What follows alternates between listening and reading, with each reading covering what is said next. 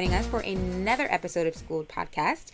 I'm Nia Ham. Today I am joined by the other part of me. That's, who are you actually? I am Mr. Jason Miles Clark. Yeah, also my husband. Husband. We're also fortunate enough to be joined by Nandao Rodriguez, who has been on the podcast previously and is really a wonderful person to talk to. He's so positive, he's so upbeat, he has amazing energy, but he specializes in helping people get their lives together. So Nando, you are what's called a breakthrough coach. Why don't you just explain a little bit about what that is and what you do? Definitely, and thank you guys for having me back on. It means I did something right. And congratulations that your podcast is still going. So, yes. A breakthrough coach. Yes. What I do is I help people create breakthroughs in areas of their life where they're stuck, they feel there's a block, or there's obstacles there. And that's it. That's what I do. Well, you are the perfect person to talk to for our topic today, which is the idea of burnout, and specifically the idea that was written about recently in a BuzzFeed article several months ago by a woman named Anne Helen Peterson. And she basically labeled millennials, young adults, as the burnout generation. And she gave this very long soliloquy of an article, in which she explained why she thought that was, being a millennial herself. And so I wanted to delve into that because I know myself, many of my peers feel this way often. I know burnout also impacts people of various generations, not just millennials. But her argument is that it seems to be the default mindset for our generation because of how we were raised and some of the societal shifts that took place as we came of age. So, Nando, is this something you see often in your young adult clients? Absolutely. And also with my friends, right? I have a lot of friends that are inside the millennial age bracket, right? And I find that everyone is constantly just running on the go. And here's the deal.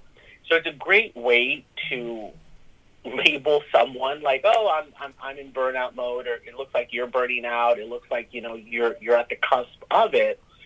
And definitely friends, clients are all dealing with this. And the beautiful part to it is there really are several ways on how to prevent it.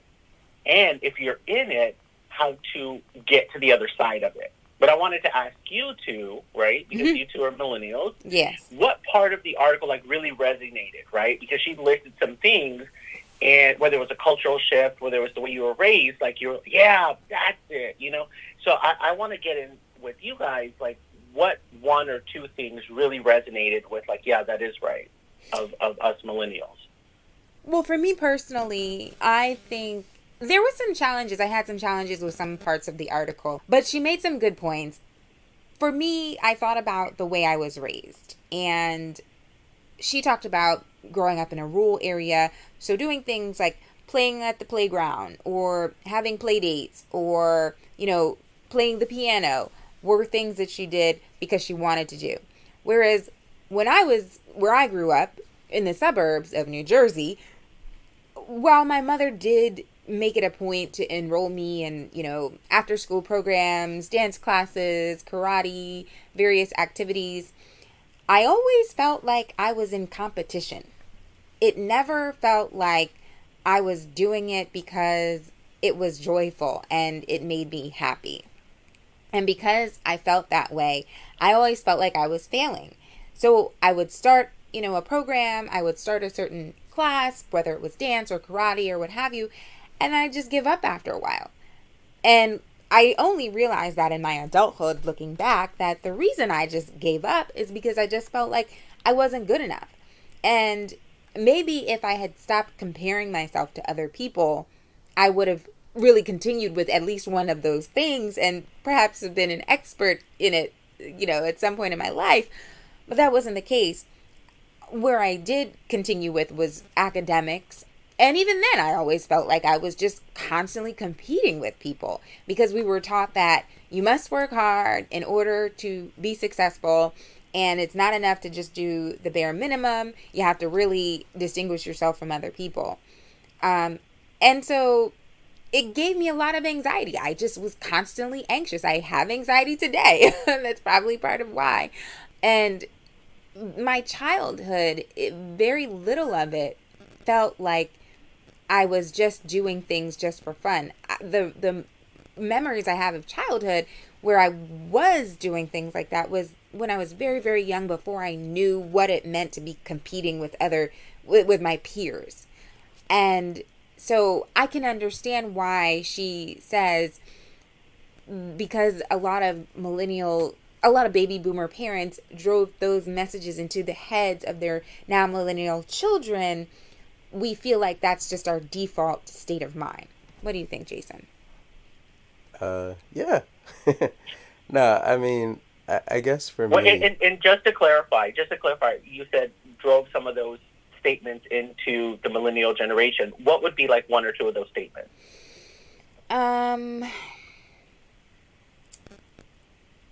You just have to... You've got to be better. You can't be average, right? Like, you must be better than the next. You must distinguish yourself. You must... Your resume must be solid. You know, it's like we were constantly building our resumes. And if we weren't burnt out, if we weren't exhausted, if we didn't feel anxious or nervous or whatever, it meant we weren't working hard enough. Okay, got it. Yeah, I mean, I think a lot of what you're saying, makes a lot of sense, and that's what a lot of folks probably, can probably resonate with. I mean, for me, I think what it is, it's just that, when you're growing, or when you hear stories about your parents or your grandparents or just folks, from previous generations, let's say they want to be a doctor, right? Or let's say they wanted to be a basketball player or astronaut, whatever it is, right? It seems like at some point they started preparing for that. I mean, but I think the difference is that it's not even every generation, but almost like every year of every generation, the preparation process starts earlier. So maybe if someone wanted to become a doctor, right, they'd start maybe thinking about it maybe back in the day toward the end of college. Now people are thinking about it like in the beginning of college. Now people are thinking about different high schools which can help get them into certain colleges that can help them become a doctor. People are taking certain regions or AP. It's just everyone is starting with things earlier. And in one sense, it's a positive where the value, your ability to be able to do well and to be more prepared, it's because you're preparing earlier, you get to do so. But I think it can lead to burnout. And I think that the burnout portion either comes from just, either just working yourself too hard, or it comes from putting in all the time and at some point not necessarily feeling like the rewards or the result is what you thought it was going to be. Yeah. No, those are really great points. And it's interesting because, what I'm hearing you say, Nia, is that, how it occurred to you was get your resume complete, get it done, make it the best, you got to be the best, things like that. Whereas I know a different side of that was you are the best no matter what you do, right? Mm-hmm. And so it's interesting to hear like both sides of the coin, because I know that, several people are like enter the workforce amazed why they're not getting, accolades on a daily basis from their boss, right? Because, wait, my teachers did, my parents did. So it sounds like you might have been raised a little bit old school, like my generation, you know what I'm saying? And so, but either way, right, burnout is actually real. Either way, like people are just like spinning their wheels and it seems like they're just not getting ahead. And so what I want to put in place is, or at least, contribute to, let's get on the other side of burnout or be able to prevent it, is offer you and your audience three tips that I've identified on how how to get on the other side of it. And if this stays present in your mind, then you could actually prevent it, discover if you're actually in it, and then get to the other side. Okay. So one of the things, right, so like I heard you say, even just like career, and Jason, you had mentioned, now, because if you think about it, now there's like so much competition. The baby's born, and if they're not on a wait list for preschool, then, your baby is not going to, excel or exceed, and that's the mindset behind that. We have friends. I totally get that. Yeah, we have friends that are paying tuition, college-level tuition for their kids' preschools. Yeah. And what you said is so real. Like, when you were in all the curricular, extracurricular activities, all of a sudden it was not fun. There was no freedom, fun, joy, ease inside of that. Like, yay, I'm going to go to class. It was actually like competitive, and maybe the start of the anxiety and the start of, whatever started, the thoughts that currently I assert are still there for you, right? So let's identify person A, who is right now in 2019 in burnout mode, right? Right. How do we get them to the other side of it, right? Yes. So the first thing that I would say is if you are in burnout mode, and see if this fits for anyone listening, see where there is a missing in how you structure your days, how you structure your month, how you structure your life. And what I mean by that is literally pulling a calendar out and structuring your days so that you have space in there for self-care, space in there to literally just take a walk around the block, space in there to breathe, right? What we tend to do is we tend to pack our schedules because we're in 2019, busy means productive. Yes. And that's just not true. Yes. And so that is contributing to this burnout thing that's occurring. Because if I can pack my calendar with everything in 24 hours, that every hour, every 30 minutes, every 15-minute increment is taken up, then I must be productive. So what happens at the end of the week? You're exhausted. Right. And you're not as productive. Yep. Absolutely. So where are you yourself? And when I say you, I mean, all of us. Where are you not being responsible with how you really are tracking your time? Right?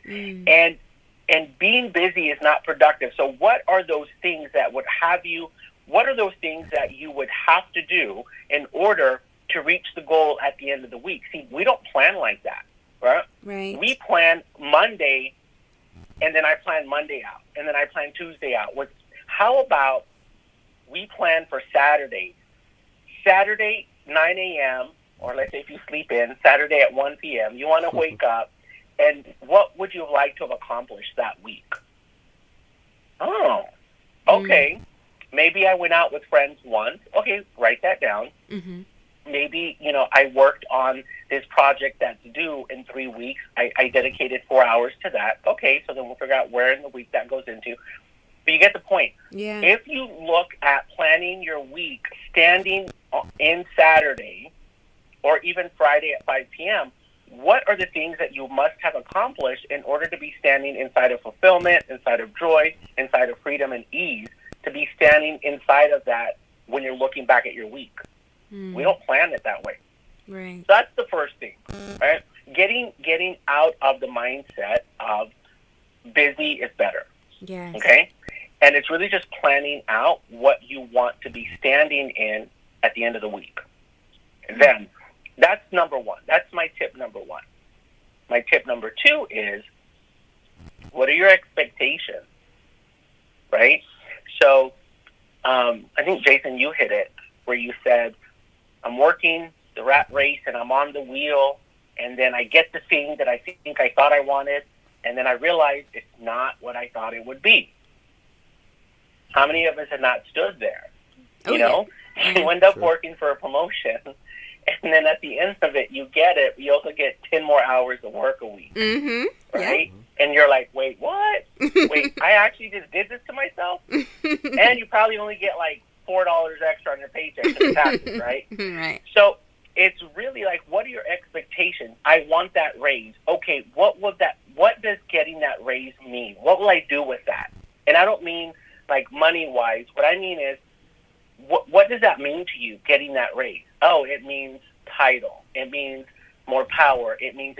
So you're not actually after the raise. You're actually after more power. Mm. So what can you currently do at your job to give you more? And what exactly does more power mean? Maybe it means more influence. Okay, so then work towards more influence. Don't necessarily work towards that raise. Do you see what I'm saying? Smart. Yes. It's like, let's say in your relationship, I want to stop fighting so much. We don't have that problem, just for the record. No. We don't have that problem. You or me, okay? You or me. Yeah. So, but for those other people. Right. For those other people, let's say in the relationship is, okay, what do you want to get out of it? Well, I want to stop fighting. Okay, what do you really say? Maybe it's, I want her to be in my world, and I want to be in her world. Okay, so what will you do with that? Oh, well, we'll spend more time together. Oh, what will you do when you spend more time together? Oh, well, we'll continue the process of getting to know one another. Okay, and what will you do when you get to know one another? Oh, we will be contributing into each other's lives. Okay, so it's not so much stop fighting. How do you start contributing to each other's lives now? Right? So your expectation, you're so focused, highly laser on stop fighting, that what ends up happening is that you actually see fighting as a bad thing, and you try to avoid it at all costs. And what do we know happens when you try to avoid X at all costs? You actually create it. Right. And you then give not it only power. when you create it, not only when you create it, you're inside of this is wrong. This fighting is wrong, right? Mm-hmm. Same thing with any other area. It's like, what do you really want to create? So it's the expectations. I think we have we do. It's not that I think. We do have our expectations with what do we want to create collapsed. Yeah. And so we're going for the raise. We're going for the no more arguing in the relationship. Like, how realistic is that? And we're going for these expectations that just are not realistic. And what's really behind it is something else. And it's getting to that something else that'll really drive you towards what your goal is. Well said. And before you go on to the third point, I just wanted to mention that in that article, that BuzzFeed article, she mentions how, doing what you mentioned, scheduling in things for self-care and things that will put you in the center of joy and fulfillment, like self-care, even that has become something that is less of, a remedy and more of a way just to like feed this beast, right, of productivity or efficiency and feeling like you're doing something right rather than doing something for yourself, because it's now an $11 billion industry. The self-care industry is so it's less about feeding your soul and more about feeding the beast. And so what I say to that is, if you think about it, there's a universal agreement that in order to get from A to B, there must be struggle. Yes. And think about it. If something comes too easy to you, what are you doing? You're questioning it. And you don't appreciate it. Did I earn this? Yeah. Right? Mm-hmm. Did I earn this? Did someone give this to me? Is it because I know someone else? Right? A lot of us are like we've bought into the idea of struggle. If there was no struggle, then it's not worth it, right? If there was no struggle, then did I really achieve it? So I personally believe that this whole movement towards self-care is actually the removal of some of that and saying you could actually accomplish so much if you're standing inside of freedom and ease versus struggle and hardship.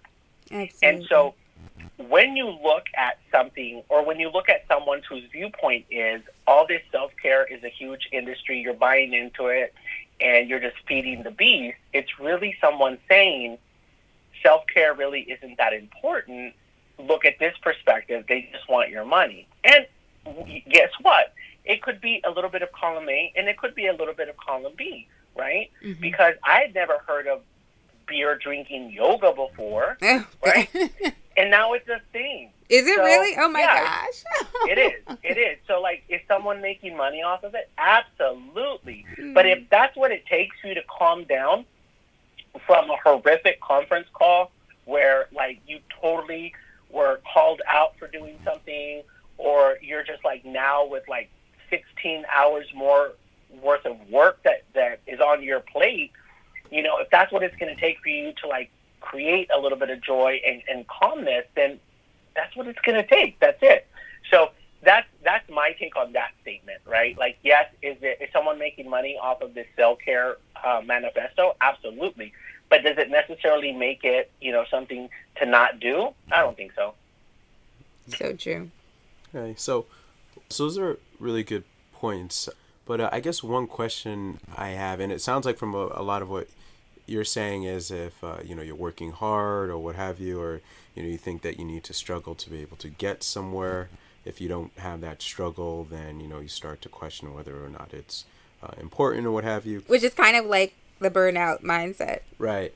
But exactly. But I think the other side when we're talking about burnout is, let's say you are trying to get from point A to point B and somehow you get lost, like, along the way, where it isn't as easy or it isn't as formulaic as you thought, but you end up now being at C and D and you're trying to do as much as you can, but it just doesn't seem like you're moving forward regardless of what you're doing. And at least from folks that, you know, I know of who may find themselves in that space, you know, it's like they still want to do, or they still want to get to some type of, you know, conclusion or final point. But if they aren't feeling like they're moving in the right direction, you know, it's easy to start asking yourself, you know, why do these things matter? And like in that article, they were talking about, you know, some of the more mundane things that you have to do, like, you know, picking up the laundry, or just errands that,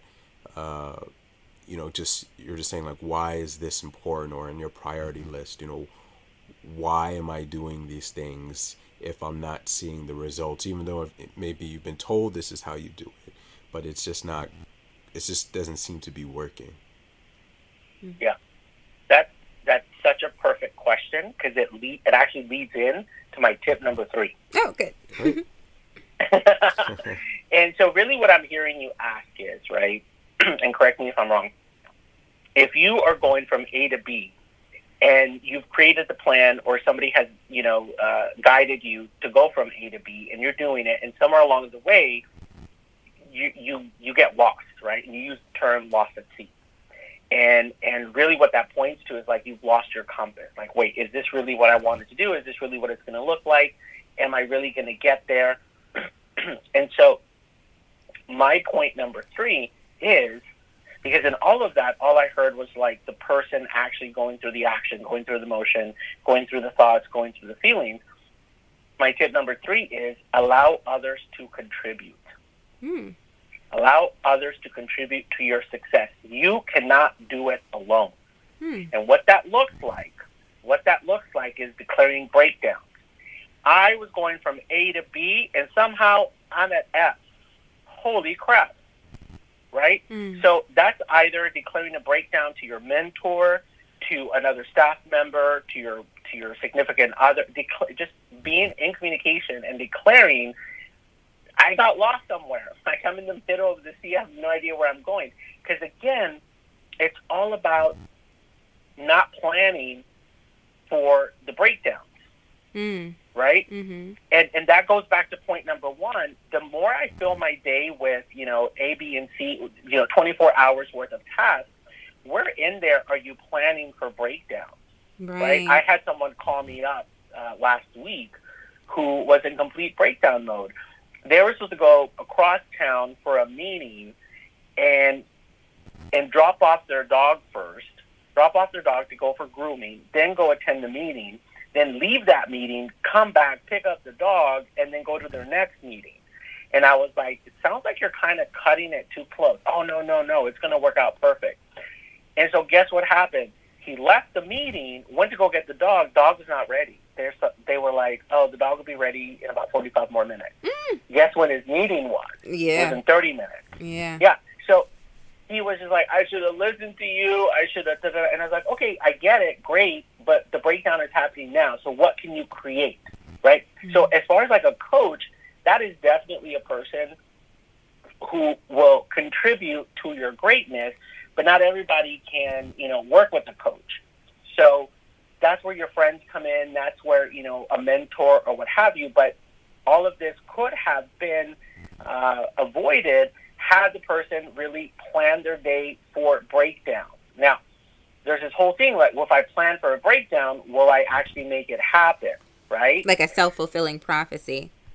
Exactly. And no, so what you're doing is like you're just planning your day accordingly, properly, and you're actually, giving, because breakdowns are going to occur, right? He had no idea. He had been going to this grooming shop for 5 years.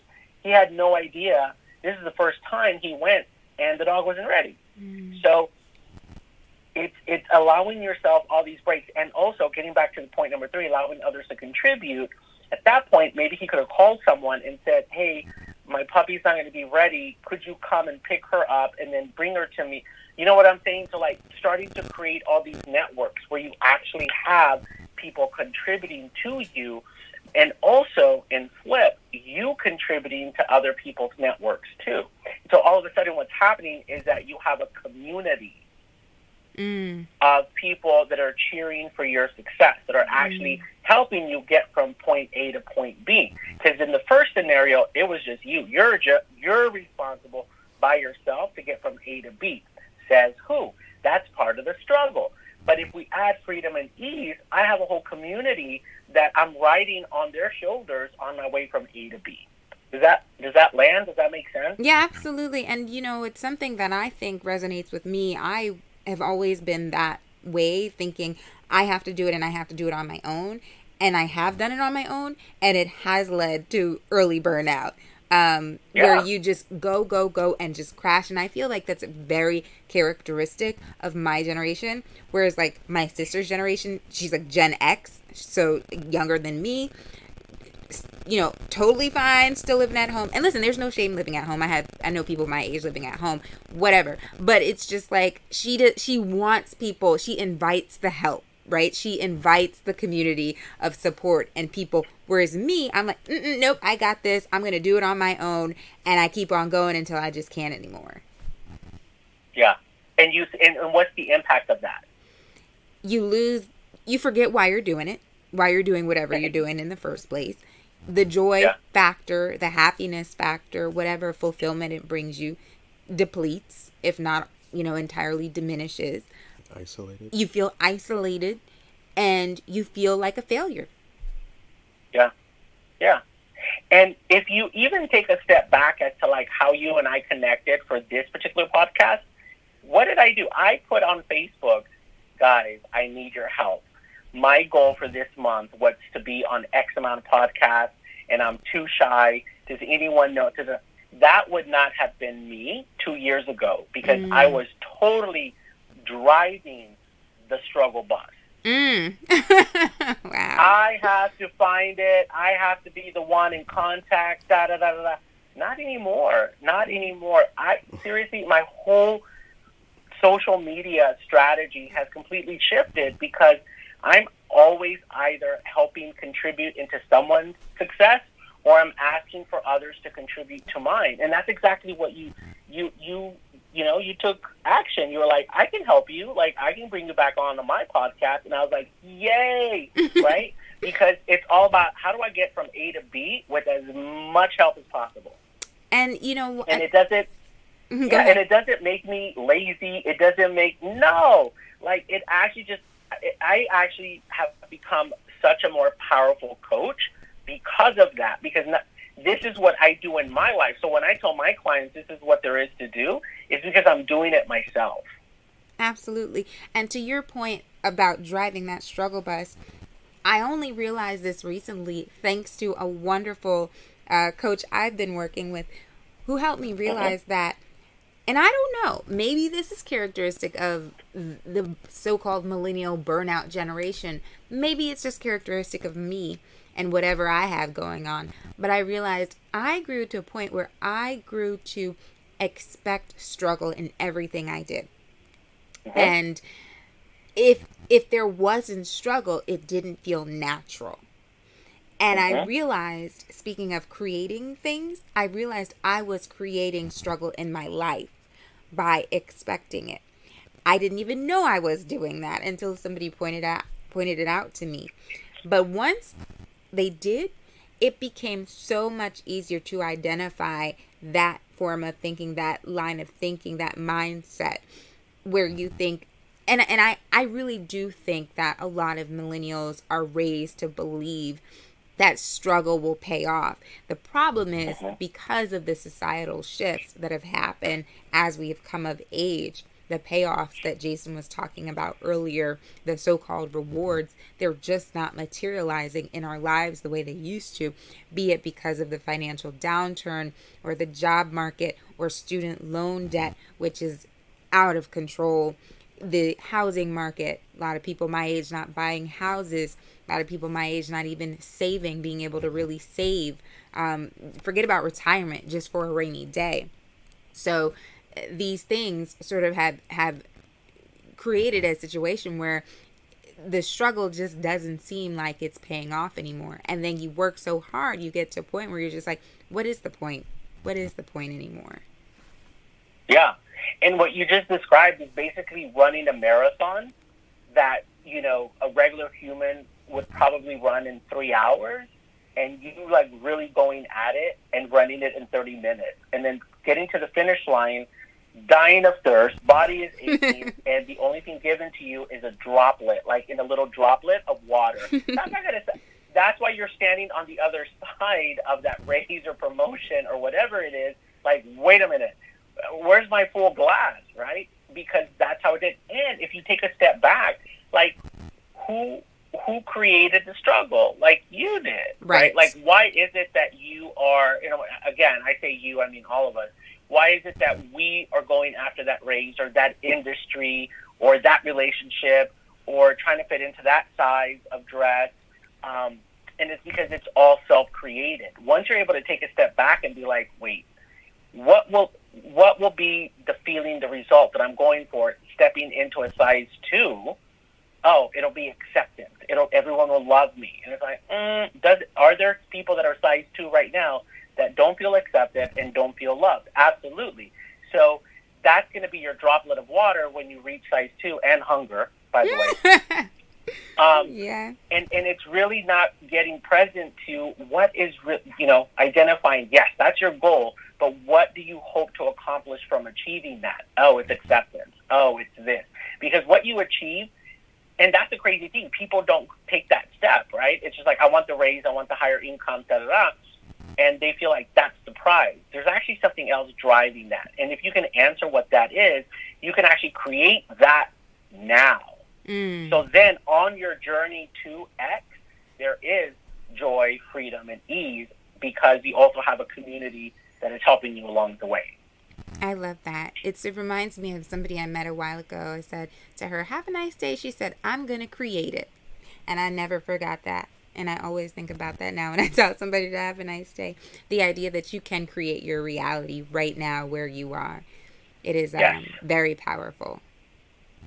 Super, super powerful. We forget we're creators. We're human beings. We were created in being. So we're always being something. We're creating something. And so if you're actually sad, depressed, you're actually creating it, right? And what there is to do is just really tap into your creator power and be like, all right, let me create something different. Absolutely. Yeah. It's really powerful to step into that. And that's the work I do with my clients, is I connect them to what creators they are. And that's what creates the breakthrough. Like, I don't give them a magic pill. I don't give them a magic formula. They just start creating literally from session 1. And it's just like they come back to me with, I just created this, and and it landed, a new job, a lot of my clients end up calling me, I'm going to say 3 to 6 months after we complete coaching, and they've either gotten a promotion, gotten a raise, or they leave the town they're in and move to a new place for a new opportunity that they created that they wouldn't have created otherwise. It's phenomenal. It's literally phenomenal. Nando, this has been an exceptionally fruitful conversation. I feel like I just got a free session. So I'm very grateful for you to volunteering your time, to being on this podcast and joining. In fact, would that mean that you feel like you just got schooled? Yes, I think I did. And let's just run through those 3 points that you mentioned again so folks, listeners can understand what you're talking about. So the first one was what? Not planning out for your breakthroughs, or sorry, for your breakthroughs, but for your breakdowns, and not having it mean that busy is productive. Yep, absolutely. And then the second thing is actually your expectations. Like, whatever goal it is that you're chasing or that you're, going towards, what is really fueling that expectation? It's not the weight loss. It's not the more money. There's something behind it that you think that thing is going to deliver to you. And once you can discover what that thing is, acceptance, love, joy, you can actually create it now. I love that. That's my favorite one. And what's the third one? And the third one is just allow people to contribute to you. You don't have to do it alone. And it doesn't mean that you're not working hard enough. It doesn't mean that because there's no struggle, it wasn't worth it if you accomplish it. It just means that you're working smarter, not harder. Absolutely. And Nando, tell everybody where they can find you on social media, on the internet, the interwebs, all that. Yeah, all the good stuff. The main hub is nandoism.com. And on all the social media platforms, it's at Nandoism. So that's at Nandoism on YouTube, on Instagram, and Facebook. Copyright 2019. Well, thank you, Nando, for joining us. And anybody who is listening, you can always find us online on social media, Instagram, Facebook, Twitter, at Skooled Podcast. Until next time, bye. Bye.